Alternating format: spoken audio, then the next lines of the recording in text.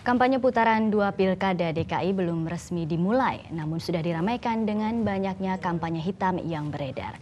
Isu yang digunakan untuk saling menyerang salah satunya adalah isu SARA, padahal kampanye adalah cara untuk meraih simpati publik dalam politik modern dan tidak lepas dari saling serang antar kandidat. Dan tidak semua kampanye yang menyerang kubu lawan itu dilarang dalam berdemokrasi. Ya, pertanyaannya entah siapa yang mengeluarkan. Semua kubu calon gubernur membantah melancarkan kampanye itu dan salah satu yang selalu digunakan adalah isu SARA.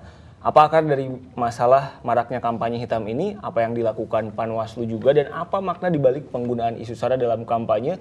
Sudah hadir Ketua Panwaslu DKI Jakarta Ramdansyah dan seorang ahli komunikasi politik Gun Gun Herianto. Selamat pagi. Selamat pagi, terima kasih sudah hadir di studio kami pagi ini. Selamat pagi Mas Riko, Mbak. Ya. Kita ke Mas Gun dulu. Masih, politik hitam. Masih kemakan nggak sih warga sama macam-macam politik seperti ini? Iya, saya berharap memang tidak ya, karena memang kampanye hitam ini mendistorsi kualitas pemilu. Ini kan demokrasi elektoral yang terbuka, jadi seharusnya konsolidasi demokrasi atau bisa juga disebut sebagai proses transformasi demokrasi itu memang harus didorong dengan cara-cara yang edukatif, misalnya dalam konteks kampanye. Makanya kemudian salah satu prasyarat kualitas demokrasi itu meningkat sebenarnya adalah bagaimana seluruh proses menuju pemenang itu dilalui dengan cara-cara yang baik, cara-cara edukatif. Dan menurut saya SARA adalah salah satu pintu masuk proses distorsi demokrasi di antara kita. Jadi kalau saya berharap bahwa pada saat misalnya proses kampanye itu dilakukan, maka cara-cara yang seharusnya rasional kemudian mengarah kepada proses penguatan demokrasi itu sendiri. Nah, proses misalnya yang sekarang terjadi, itu menurut saya banyak hal yang patut kita kritisi, termasuk menurut saya adalah para tim ses. Contohnya? Contohnya misalnya pada saat mereka melakukan orasi, entah itu di tempat-tempat umum maupun di komunitas mereka, seharusnya memang meredam hal-hal yang bisa memprovokasi berbagai konflik horizontal.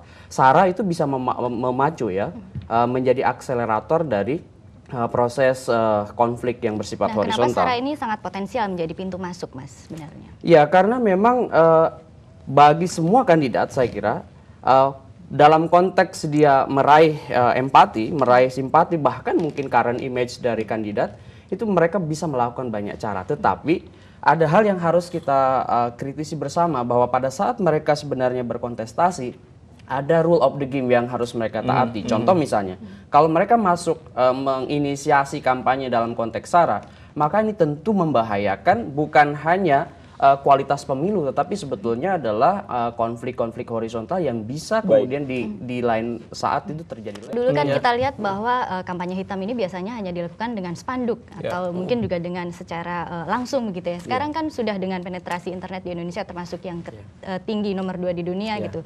Juga mulai marak di internet gitu. Nah, melihat ini bagaimana fenomena seperti apakah efektif mempengaruhi kemudian para pemilih begitu, Mas? Saya kira kalau di DKI memang efektif.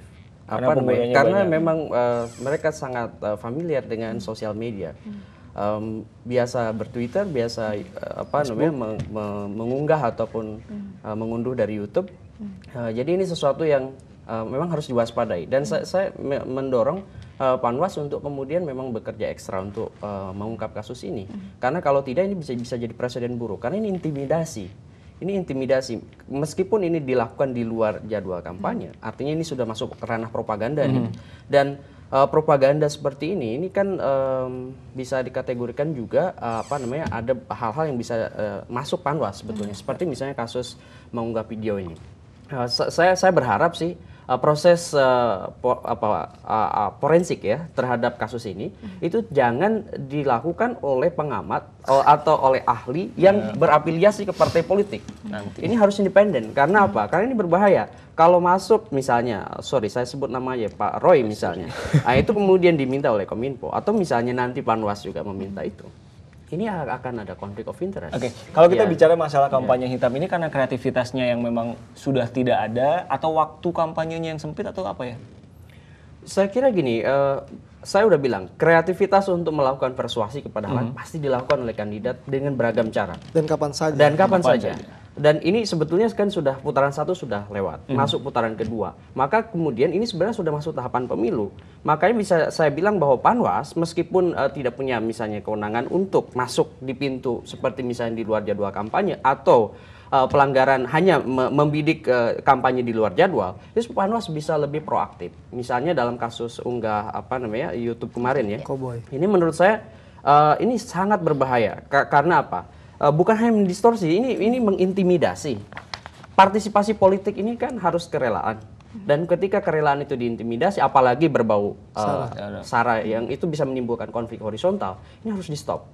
Dan saya kira peran-peran penyelenggara pemilu itu diperlukan. Ya. Nah ini peran Panwaslu lagi-lagi diperlukan. Nah sejauh ini apakah Panwaslu sudah proaktif gitu Mas? Kalau tadi ada isu campaign yang kita lakukan untuk stop SARA kan sudah Dan juga Mas Gun-Gun. Kita harap pilkada putaran 2 nanti berlangsung tertib Semoga juga dan warga nggak lancar. kemakan begitu saja dengan kampanye-kampanye hitam semacam ini. Kami akan kembali dengan informasi yang menarik. Ada ekspedisi tim Cincin Api Kompas saat lagi.